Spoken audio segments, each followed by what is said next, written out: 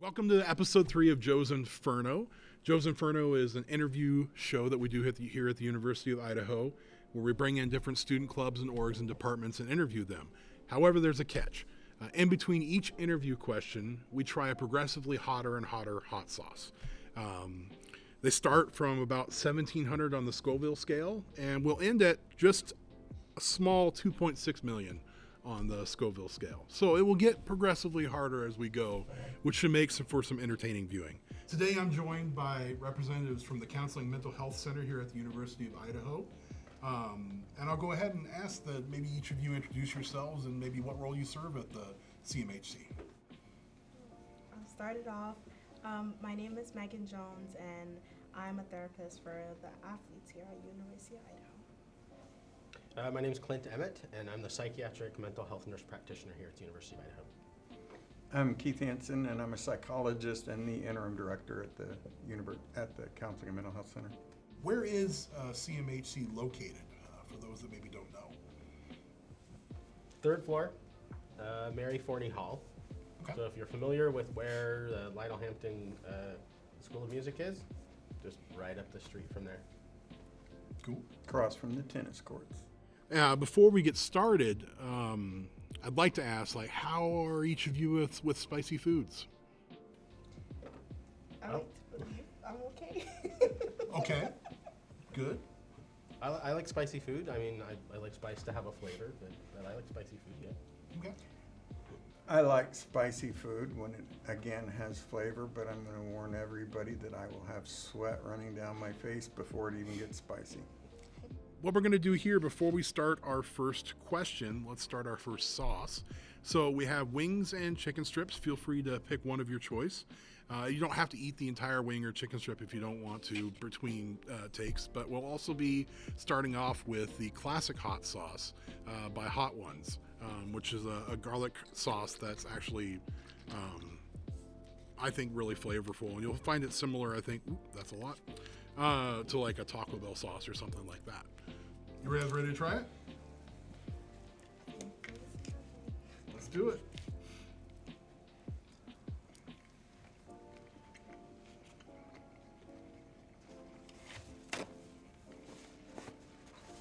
That's nice. Yep. Yeah, like a Taco Bell sauce. Yeah, good flavor. Not bad, yeah. Good. So that's Good. Yeah, Good. I like that one. All right. Yeah. No, I really like that one. It's a good everything sauce. So, for those that don't know, we rotate between asking questions about the services and department or club, as well as fun get to know you questions. This first one's a get to know you. Most of you, when you fill out the survey before this, you talked about travel as being a hobby. So I'm wondering if you have a favorite travel destination that you've been to or would like to return to, and kind of what food or cuisine in your travels has impacted you the most. My favorite spot that I've traveled to so far has been St. Thomas, down in the Caribbean. It was just so beautiful. The people were amazing. The weather was good, and the food was amazing. The food trucks was the spot to go. So that was pretty cool. It's awesome. I've never traveled out of the country other than Canada, and I don't think that really counts because it wasn't very far over the border. But I did previously live in New England, and so I really, really miss New England in the fall.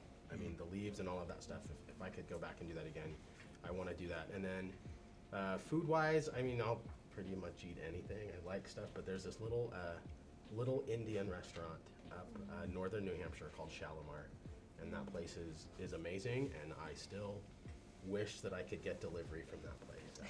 That's kind of it for me. Yeah. Southern Germany. Not only is it gorgeous and great skiing, it's actually where I learned to ski as a kid in the 60s. And but the food is just amazing. If you've never had Sauerbraten and Rotkohl and Spätzle, you haven't lived. So. Yeah, those sounds like those could be words. Yeah. I can cook them if you want. Good. I'm going to say New Orleans was my favorite place to go. Also, one, the music, and two, the food was great. I got to try rabbit and alligator while I was down there, which was a A lot of fun. It does have a unique smell of bleach and vomit every morning, but that's New Orleans. It's a good clarification. I don't want people thinking you can eat bleach. So there you go. Well, let's move on to our second sauce. This one's called Pico Rico. It's the one with a cat on it.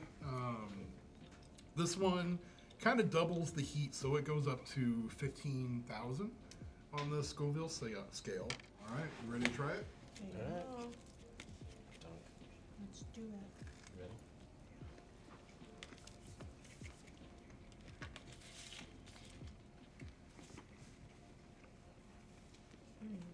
I don't know, man. I have one. Not a fan? Flavor? Yeah. Mm-hmm. Spice is fine, though. Counseling Mental Health Center offers a lot of services and resources for students at the University of Idaho. Can you highlight some of the services that you want students to be more aware of and maybe utilize more? Well, I since know I'm you- I know getting what the you're gonna eyeball, say. you know what I I'm know going to what say. you're gonna Absolutely.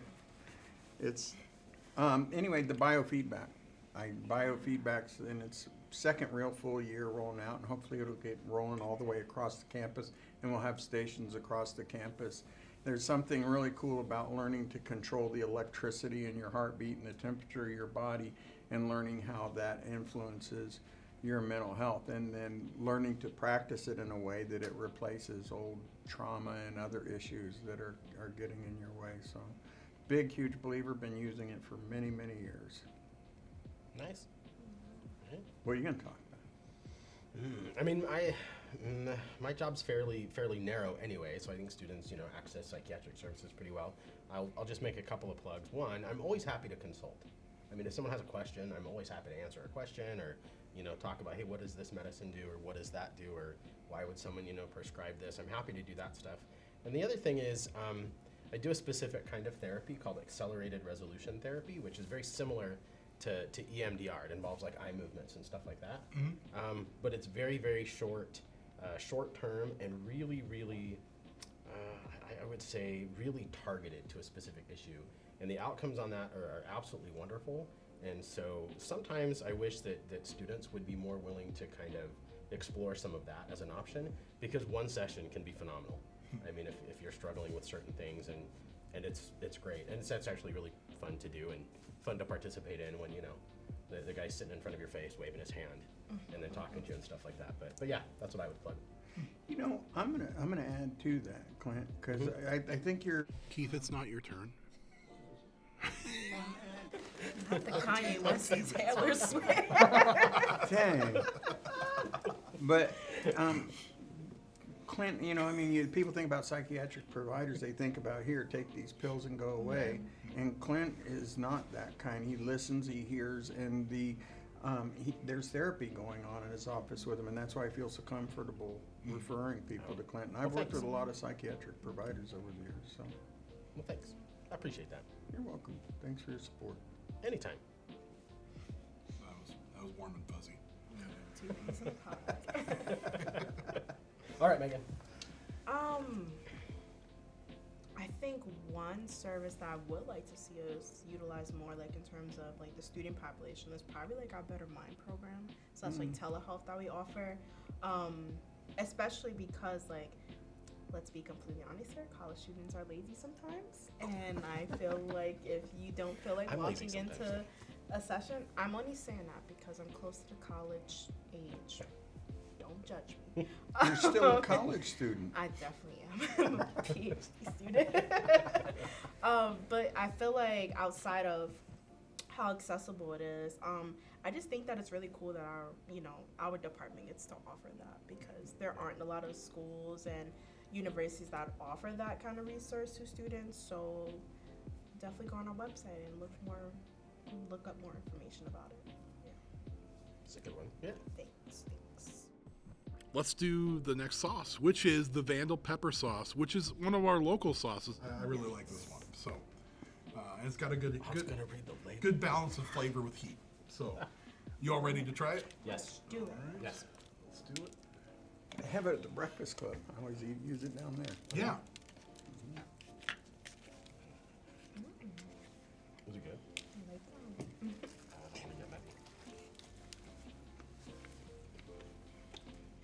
our question for this sauce, Keith, you mentioned that you really enjoy Scandinavian culture, in particular trolls. What is it about trolls that appeal to you? And for the rest of you, is there a quirky interest or mythical creature you're a fan of? I love trolls because trolls are inherently ugly. They have every flaw that we avoid as humans. The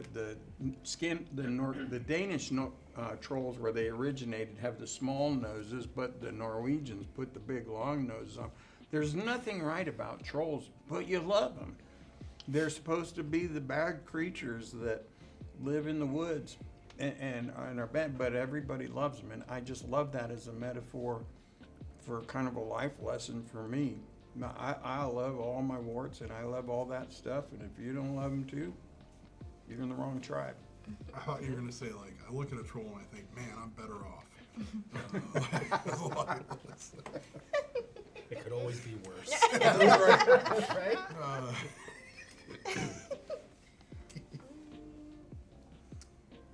Okay, no judgy here. I'm a big Star Wars fan, so I feel like my favorite character is Jar Jar Binks. Funny alien. Yeah, that is the one that helped controversial. Anakin win the potteries. Yeah, definitely my favorite mythical creature. I just think he's like really super funny and very sporadic. So that's my guy. That's fair. That's fair. I mean, aside from wishing that dragons were real, which I really wish, but I mean, I'm actually going to say that the stuff that interests me the most, ghosts. I mean, it's fascinating to me. I have my own theories on ghosts, but I love ghost stories. I love hearing about people's paranormal experiences. That is just the one area of the world or metaphysics or whatever that I want to know more about. So yeah, ghosts for me. Ghostbusters? Sure, Ghostbusters, Casper? Ghost Hunters, Casper, all the ghost stuff. I'm like, I want to know about it, all the ghost stuff. Yeah. Do you all remember the Animal Planet show Mermaid? They showed it as a documentary, and it made people believe there were mermaids. Yeah, and ever since then, I was like, part of me wishes it were true. Not because I'm a huge mermaid fan, but I thought it was a hilarious mockumentary. Let's do number 4. This one is my favorite of the bunch. This one's called Los Calientes. It's by the Hot Ones brand as well. It's got a good heat, but at the same time, really great flavor. Always Doing okay, Megan? I'm doing good. I was just thinking, people put hot sauce on their fridge when they're done. When I lived in the Bay Area, there was a city called Los Gatos, and it's just the cats, Do that with ketchup too. which I always thought was fun. Absolutely not. All the time. Back in the cabinet. Why would I want hot food and put cold sauce on hot food? Put hot sauce in the fridge. I just Absolutely do. not. Back in That's the why my cabinet. parents always did it. Maybe it's because I don't follow instructions, and I know they definitely say put it back in. Does it say the refrigerator? It does. Okay. That's fair. It seems like group therapy. We apologize. All right, which is a service provided, right? That's why we got into the field. Yeah, that's right. All right, The hot. let's try this together. One Los Calientes, the hots. Oh yeah. I do like that. It's got like a smoky kind of sort Yeah, of, smoky. like a roasted kind of flavor to it. I like that one. I do That love one's good. Little tingle on the tip of your tongue. 5 stars. Yeah. Back to more of a serious one. So, this is about wait times, or the myth of wait times, right? For CMHC. So obviously, all university departments have busy and slower times, right? And I know CMHC does as well. I'm wondering if you could summarize like what the yearly pattern is for you, and what kind of wait time can students expect for different services that you provide. It's pretty stable and predictable. Yeah. I mean, it usually starts off slow. If you come in September, late August or throughout September, it's pretty much almost walk right in and get an appointment.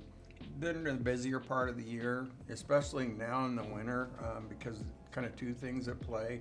One, caseloads are building up, and so it might get to 2.5 weeks, something like that. But I'll tell you, if you look in the community, that's actually incredibly quick, and we always have walk-in services as well.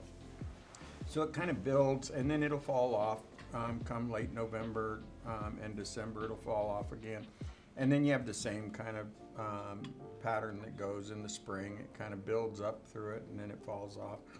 We're up to 2.5 weeks now, but it's because it's that time of year and there's bugs going around, and there's staff have been we've lost staff. So, but there's still always walk-in services. As long as we're open, we have walk-in services available. So there doesn't ever have to be a wait. My schedule's a little bit different, just because I'm the only psychiatric provider. So my initial, first visit appointments are booking out into November, which is unusual. Typically, it's not that far. But I think some of that has to do with the fact that there's not the health clinic on campus, where many students would go there to establish and get refills and stuff like that. But, I can still get my patients in for follow-ups within 4 to 6 weeks, which is really, really standard. And then being able to see patients within, 3 to 4 weeks for an initial is actually really, really good. Again, we don't compare ourselves to the community, but community-wise, you're looking at 3+ months wait for psychiatric care. And then I always look at those numbers every semester and say, well, can we do better next semester? What do we need to change in the schedule? How do we need to block that time out? So for me, it's just a little bit more unique. And down in a dome, since I'm the only one that works with the athletes primarily, my schedule, it's kind of picking up now, and I'm getting a couple regulars in, but it's still pretty open and still pretty flexible for the most part. Outside of the general route that we do offer, which is, making an appointment and then having a scheduled time to meet with myself, we also do the Let's Talk option, which is a pretty cool option.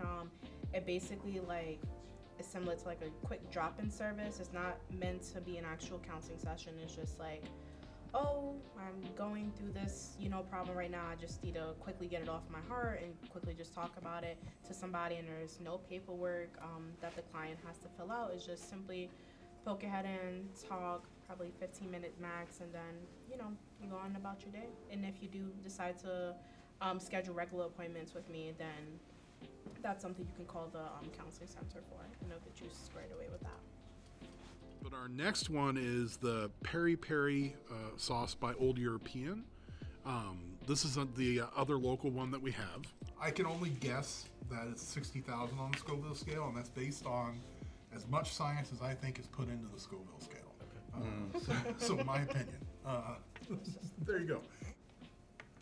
By the way, has anybody taken a sip of anything yet? Nope. Nope. Okay.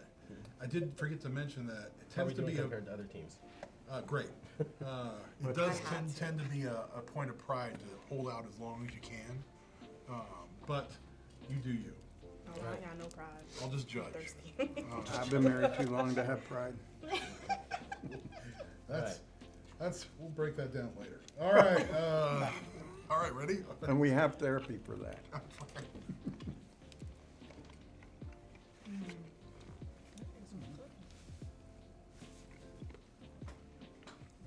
Yep. What'd you think? I got nothing. I like it. It's good. Yeah. It's not like, wow. It's Yeah. It's good, like a but cheese I got- sauce kind I'm trying to figure out what that background It tastes a little taste is. sweet Yeah. to me. I was It's thinking sweet. almost like a fruit or something. A little sweet and a little brighter, so I wonder if there's some Mm-hmm. citrus or something that's in it. Yeah. Indeed. It's good. Yeah. Well, the question I have for this one's pretty simple. I mean, I'm wondering if you could tell us each, how did you end up at the University of Idaho? You're laughing, go. So, for those who don't know, I'm originally from New York, so I'm all the way on the other side of the country. So, I just finished up my master's program back in May, and I was located in Western New York. Don't fire me. But I totally forgot I applied to U of I for the job. And then they reached out to me for an interview, and when I came out here, I was like, okay, I really like it out here, surprisingly enough. It's much bigger than where I was at for school. We only have one stoplight over there. So coming out here where I see a lot more stores and stuff, I was like, yep, I'm sold. So that's it. Well, I'm originally from Wyoming, so I've lived in Wyoming. The story's a little bit longer. I've been a nurse since 2006, and then I decided to go back to school and get my master's and thought I wanted to run a nursing unit, which no thanks. They don't want to do the management piece. And then I was living in Utah at the time, and then found a program for postmasters for psych nurse practitioner, and needed a job to help pay for student loans. So then I ended up in really rural upstate New Hampshire, and I did that for about 5 years, and then I was looking to come back west because we're from this side of the country, and I have a friend who I've only met online through the Psych NP program, and he was working at the state hospital in Montana, and he sent me a link for the job at the University of Idaho, and he's like, you should apply for that. And I said, okay, so came out here for an interview and told my clinic in New Hampshire, that I got invited to a university to do a presentation on mental health because they weren't really receptive to providers leaving. And so I got the job and was like, yeah, let's do that. And I love it. I love Moscow. I love the university. I really like what I do here. So it's been great. It's awesome. That's awesome. And he won't lie about your meds. No, I won't. That is unethical.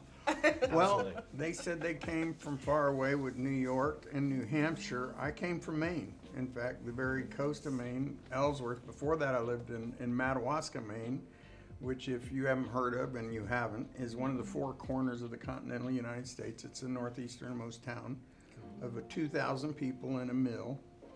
And And then- caribou, right? No, lots No. of caribou. We used to have one that would walk up to our house. My wife feed them all the time. Yep. But then we moved down to Ellsworth, which is kind of between Bangor and Acadia National Park. And then I had done 20 years ago almost, I'd done my internship here at the University of Idaho for my psychologist degree. And my son was looking for a college, and as we looked at them all over the country, and he interviewed at them, and he just was like, this is the place I want to go.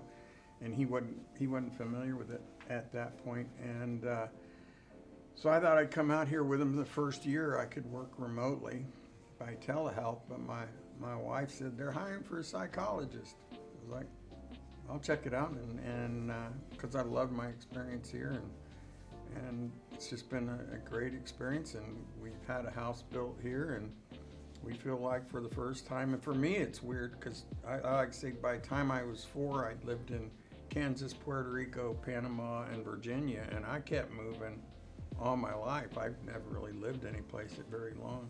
So for us to actually build a house and settle down here, we just love it. It's a small town feel with not big town resources, but a whole lot more than you'd ever expect in a town of 20,000. And it's such a friendly town.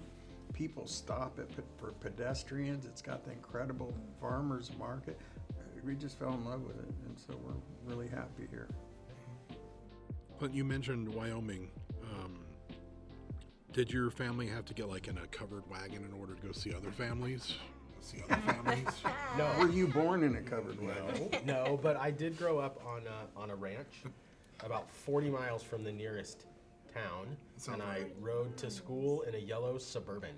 That was doesn't the sound school right. bus. They'd come pick us up right at the front door of the house and take us to school. So, yeah. Let's move on to our next sauce before I alienate another state. This one's Whiskey Smoked Ghost. It's 71,000 on the Scoville scale. It is a thinner one, as it just leaked out. Wasn't sealed all the way. That's cool. Oh, this is running. Yeah. Smoky, huh? I can smell this one. Yep. All right. Should we try it? Yeah.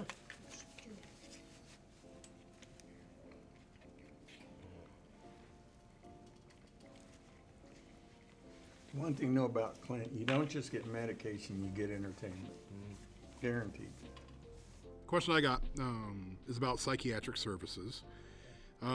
This is another kind of myth or assumption, right? Like a lot of people, when they think of psychiatric services, they think of medications and side effects, right? So, multiple questions. You don't have to answer all of them, but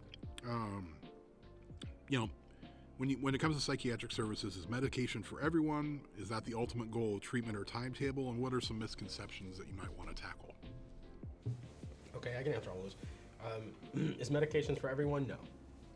And I will always tell my patients this when I work with them. Medications can help and they can also hurt. So there's always a balance we're trying to find. How can we address symptoms and help them in a better way without causing side effects or problems? Yeah. Patients have the right to choose whether they want to use medicines or not. And I always tell them, you don't have to use medicine if you don't want to. There's nothing that says you have to be medicated or take a medication for a problem. So there's the answer to that one. And then, what was the other question? Like, how long do you take them, or what's the end goal? Yeah. The ultimate goal is to help patients be as functional in their life and as successful as they need to be. The goal of medication is to reduce the symptoms or the distress enough so that they can participate in their life. And a good example of that is the really, really high anxiety. The goal of medication, if we're using that, is to reduce the anxiety enough that you can participate in the things that you're avoiding. Because that's how we get better, is we teach our brain that we can do these things and that we can engage in these activities in a way that's safe and meaningful. And that's what medications are supposed to do. And then I'm sorry, what was the last one? Can I add to that real quick? Yeah. I guess now that I've said, Yeah. can I add to that? You kind of got to say yes, huh? Sure, yeah. But what I appreciate as a therapist with your approach to medication is they come after they've met with you, they come back with that attitude. And what I can see is oftentimes, I say most of the time, you can see a change in the person's functioning that allows them to engage in therapy. Without the medications, they weren't able to engage in the strategies that they learn in therapy. So it's a really powerful tool for allowing them Absolutely. to benefit from traditional therapy. Yeah, I think I remember the last one. The last one was from common misconceptions, Yes. right? It was common misconceptions. So I don't make money from the pharmaceutical companies. I just don't. If my mother-in-law ever watches this, I promise I don't get paid by the pharmaceutical company. I love her. She's wonderful. We're gonna send her directly. Okay, absolutely. The other, and I say that as a joke. I love her. She's a wonderful lady. She really is. And the other common misconception is that medicines are going to change who you are as a person. They're going to change your personality.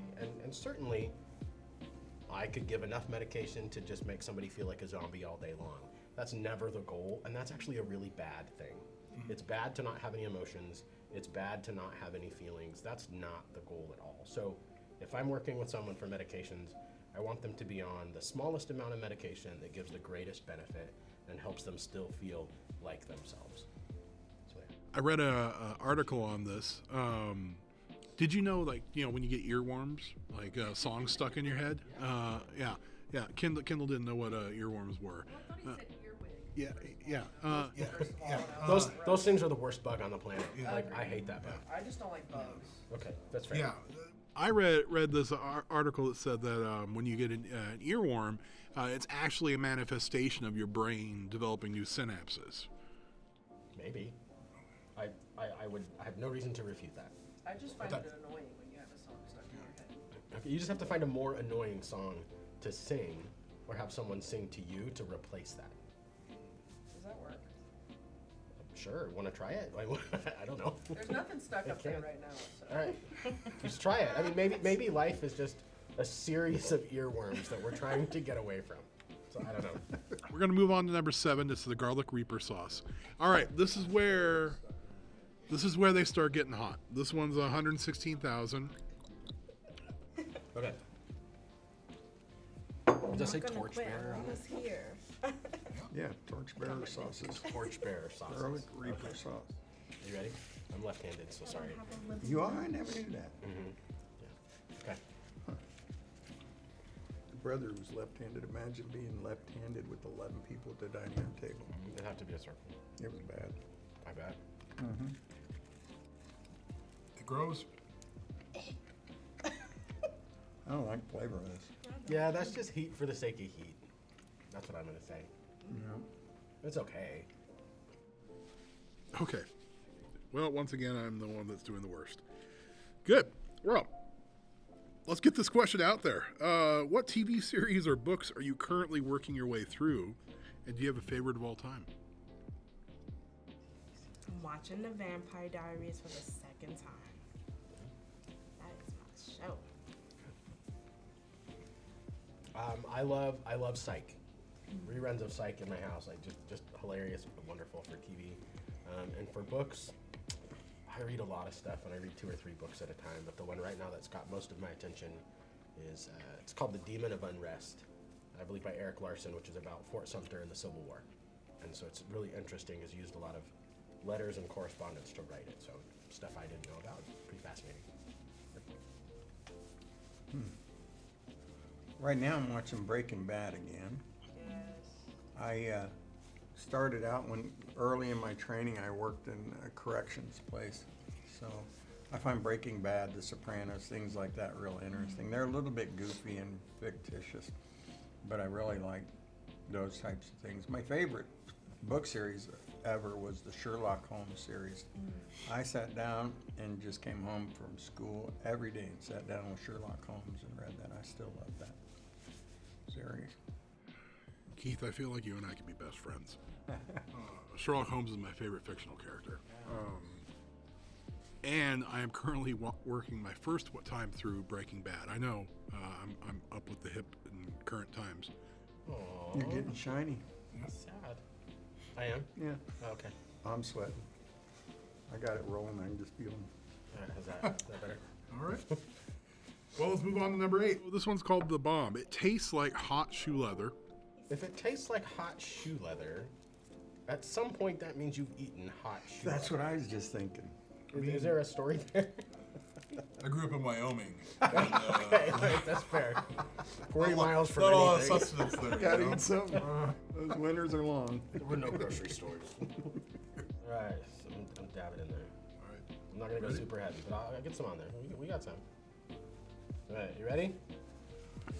Born ready. Okay. I feel like this would be good if they put huckleberries in it. Have you tried this before? No.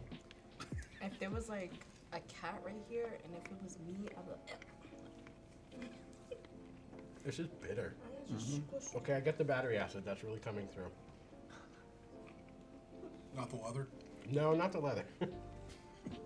Maybe that's on the after notes. I don't know. No. That's just gross. Oh, Lord. Hiccups are back. Yeah, that's gross. I'm trying to look cool and not make that face. I don't care to look cool. I've seen my show now. Let's just put that out there.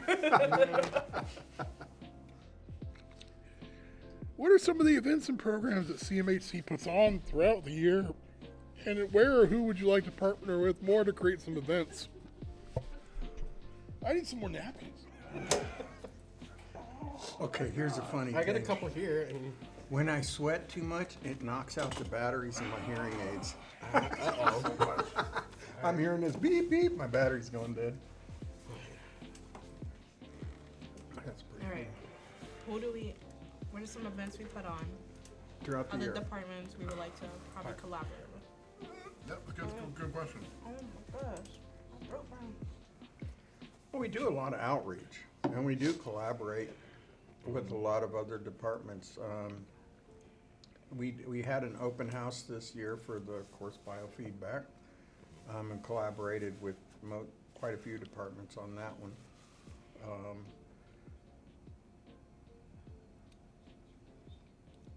We take part in the CHAMPS program down at the athletic department. That's an annual training that athletes are required to do by the NCAA. What other events do we put on? And I think that the outreach, do that stuff, and then there's the screening, Right? and alcohol screening, and Oh, then good there's point. depression screening and stuff. I think for me, it'd be nice to work with other we like to work with other departments. I like to work with other departments, but I think maybe more than anything, kind of establishing or clarifying with other departments how we can work together may be more beneficial. What services we can provide and how we can help students all across campus, or even some with department-specific needs and stuff like that. That's probably what I would kind of focus on. So, but I'm happy to work with anybody, anytime. I think it's more the merrier. It's awesome. We're currently collaborating with recreation and wellness, particularly the rec center, because we want to try and develop a strategy for promoting the relationship between physical health and mental health and how they are so closely related. So we're early stage on that. It's difficult because, there's confidentiality issues and things like that that you always have to be really careful about. So it'll roll out, whatever it looks like, but not anytime soon. I think one department we're currently working with, because I'm down here as athletics, so been kind of acting like the unicorn per se, bridging both departments, athletics and the CMHC. That's been pretty cool. And you're doing a phenomenal job. I love my job, so Awesome. thank you. All right. Are you ready for a ninth sauce? Mm-hmm. This one's called Zuzu 7-Pot Sauce by Dawson's Hot Sauce. This one jumps up to 620,000. I will say that the previous 2 episodes we've done, once we get past the bomb, your taste buds are kind of blown out, so it's a little less sensitive. Okay. I hope so. Yeah. Me too. Let's do it. The airplane food's gonna taste good. You know, I don't even want to eat after this. My Okay. stomach said no.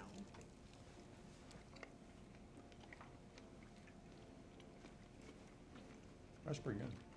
Yeah. It's got Got good good flavor. flavor to it. Almost licorice. I asked this question of every group because I love music. Could you share a story about maybe the most memorable concert experience you've had or performance that sticks with you?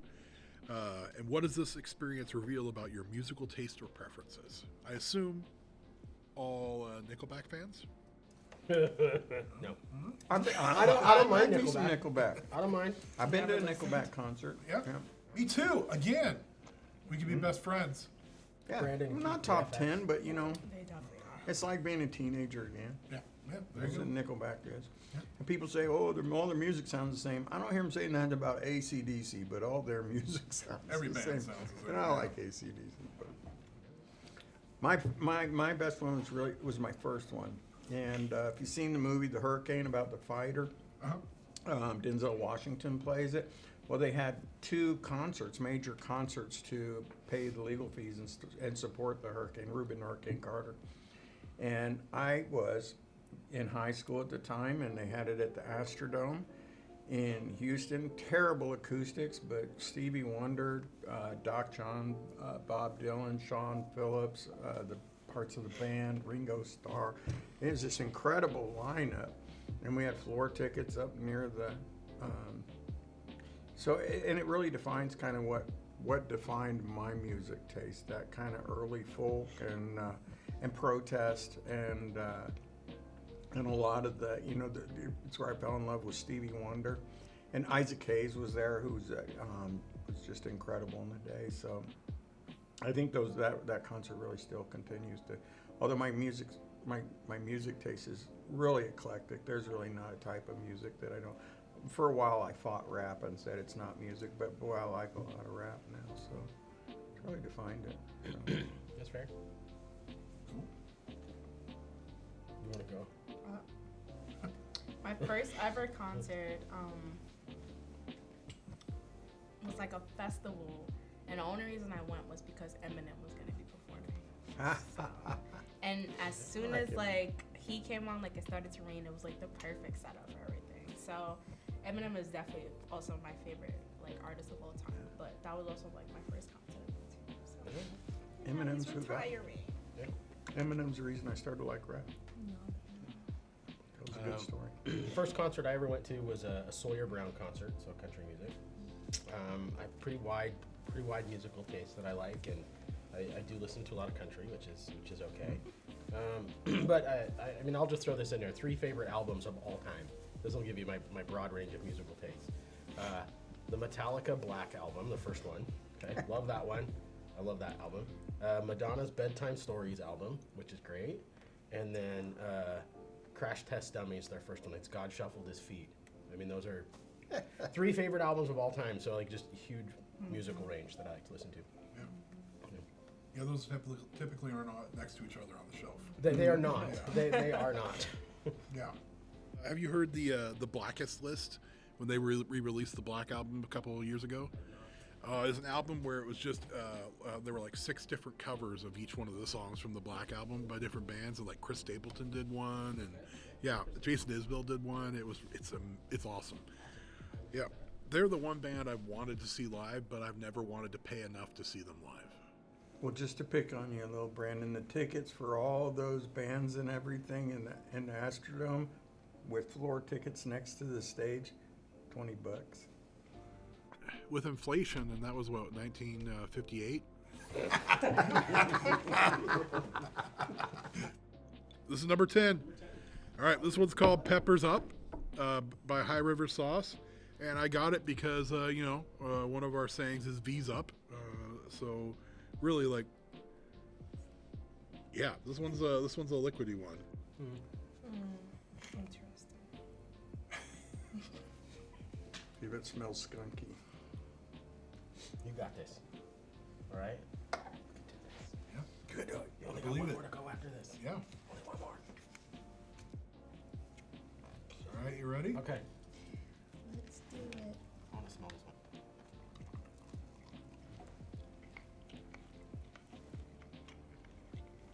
little sweet. Mm-hmm. That's right up front.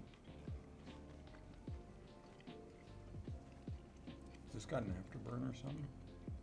I'm not I mean, a getting little it. bit. Like I said, I think the bomb kind of burns it out. That one's not bad. I'm still sweating, but I'm not Yeah. tasting the heat. We all work on colleges' campuses in part because we derive energy from helping and mentoring students. Without naming names or too many details, are there particular experiences with students that have given you or currently give you fuel and energy? Right. While you're thinking about it, here's what I'll say. You hear people say this, and it's sort of like peeling an onion. Everybody says it sort of thing. But I couldn't be more true. I feel so fortunate that I get to go to work every day. I really look forward to going to work.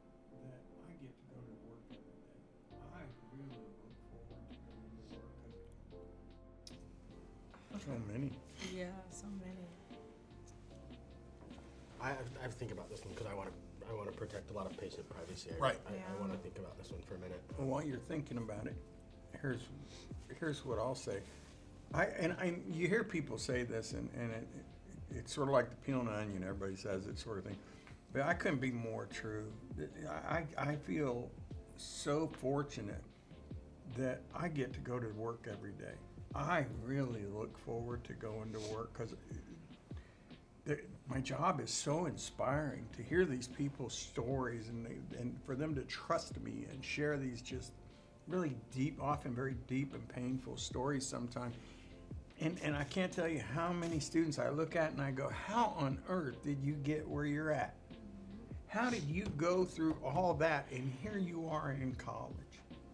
You know, it's just amazing. It's it's the story of resiliency. The resiliency I hear every day is just incredible. And so, boy, you know, a long time ago, when I was first thinking about grad school, they were saying, well, you should go to med school, you'll make a lot more money. I am so glad I never made that decision. I love hearing these stories. I could go through them over and over. Boy,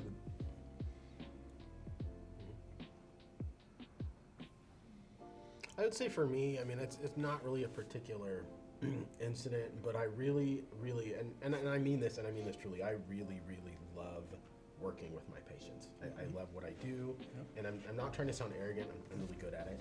I've been doing this for 10 years, and I really, really like it.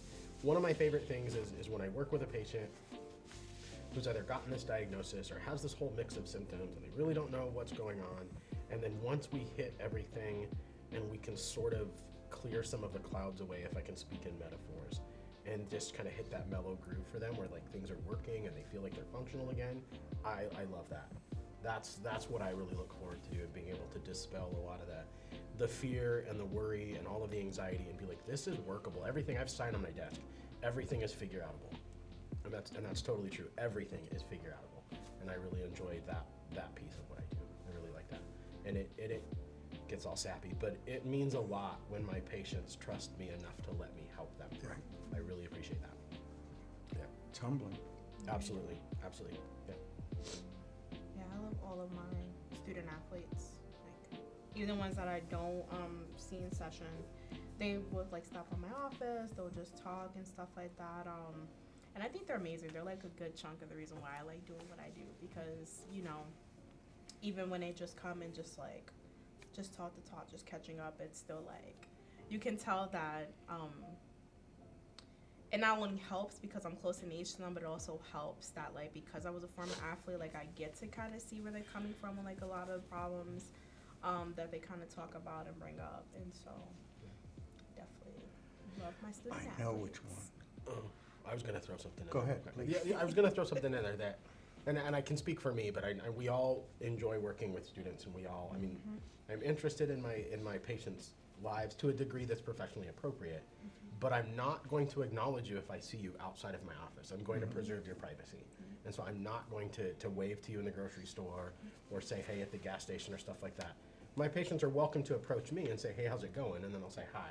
But sometimes that can be off-putting When it's like I've told this person all of this stuff and now they act like they don't know me. That's a professional thing that I want to make sure you have your privacy as a patient and stuff like that. So that's why that happens. Indeed. I had, and that's the reason I thought a lot about this, because active students, I have a student who since graduated, and we had worked together for a couple years. Now, we don't normally do a lot of long-term therapy, and much of that work was after he got pretty functional, and we're able to just meet occasionally. But after about a year of working together, he sits down, and it was a tough one, right? And he sat down across from me and he said, you know, a year ago when I started seeing you, I just came in here to give a therapist crap. I didn't come here for therapy. I just wanted to intimidate you and give you crap. And you never responded to it. You never were upset with me. And he was able to do things that were, again, resiliency. It was just remarkable how he got through everything he got. But that idea that you didn't even come here for that, and just sharing that part of your journey with me was, boy, 75% of the growth. Yeah. There's so much growth that happens in college, and you get to work with students for 4 years, sometimes 5, sometimes 7, sometimes longer than that. Depending on, how they space out their classes. Watching that growth over 4 years and seeing where they were at the beginning and at the end is just awesome. And I derive so much fuel from thinking about how lucky the students are to work with me.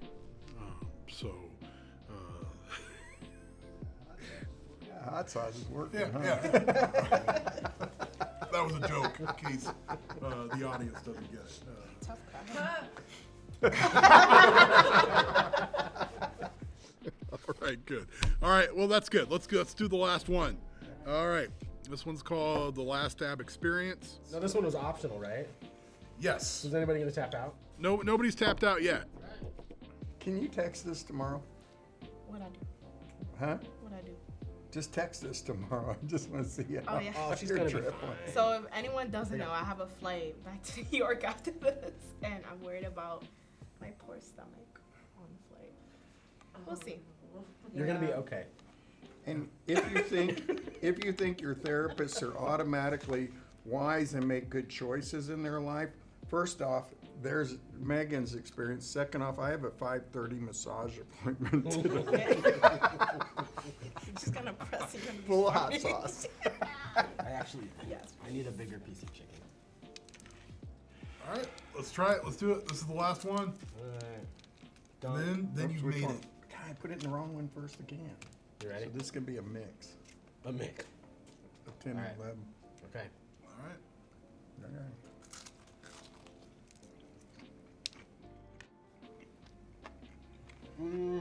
It's not like battery acidy, which is good. But it doesn't really have a whole lot of flavor. I'm not tasting it.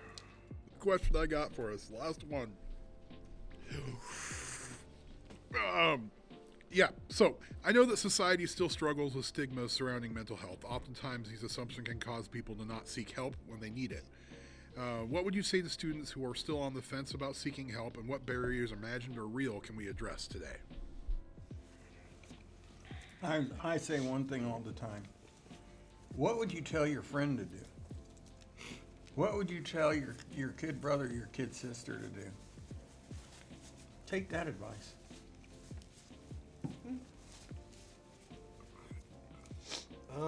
I would probably tease my little brother, not about mental health, but just about him being him.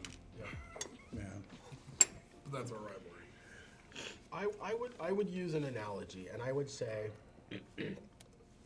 that getting mental health help is just like any other kind of help, and there are tools that we can use to help you. And the best example for this is, and I don't know who taught this to me, but I really love it. I wear glasses, and without glasses, I cannot see my world clearly. Everything is blurry, and I cannot function. But if I have a tool to help me, my glasses, I can see my world more clearly, and I can do everything that I need to get done without a large degree of difficulty. And so I would say seeking mental health help is just like that. It's another tool that you can use to see your world clearly and manage things. And then some of the largest misconceptions, I'll pull one up. Therapy is not about just talking about your problems. It's not coming in and we just endlessly talk about, tell me what your mother did or tell me about your childhood. That's not what therapy is about. It's about helping you be aware of your reactions to things, what's causing some of those reactions, and how you want to react differently in the future. That's what therapy is about for my side. And it's what you make of it. Absolutely, it's work, right? Yeah. It's work, yeah. My tongue is about to fall off, so I've been taking this time to pull it down. I mean, I think, especially coming from a very stigmatized background like myself, where we really don't believe in mental health in my household, in terms of encouraging clients who, I guess, look like me, but also probably think the same way like I used to think, I always just encourage them, just like, get your foot through the door. Just try it one time. And if you like it, stick with it.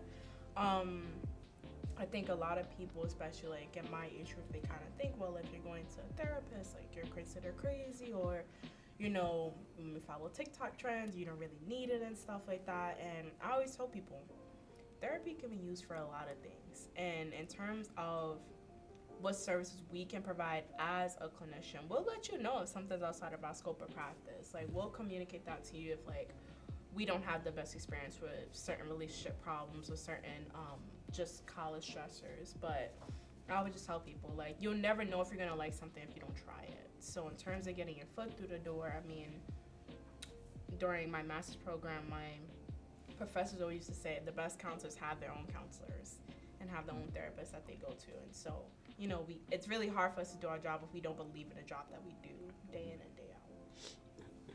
I'd say as far as psychiatry, I had an experience in grad school where my grades started to slip and I was really struggling with reading and stuff. And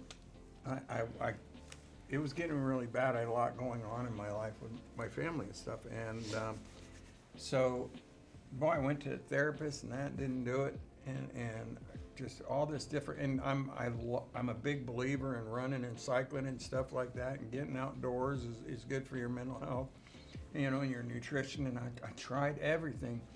And then I went in for just an annual physical or something, and when they ran the blood labs, my thyroid numbers were off. And so now I take a medication every day for my thyroid. It helps me read, it helps me focus, it keeps me from being sad. It fixes all these things in my body. And people will think, well, that's different than psychiatric drugs, you know, these mental drugs. No, it's not. It's just a chemical in a part of your body that for some reason is out of whack. And small adjustments, it's like insulin for diabetes. Small adjustments can make a huge difference in your life. And to this day, I have no problem taking my thyroid medicine.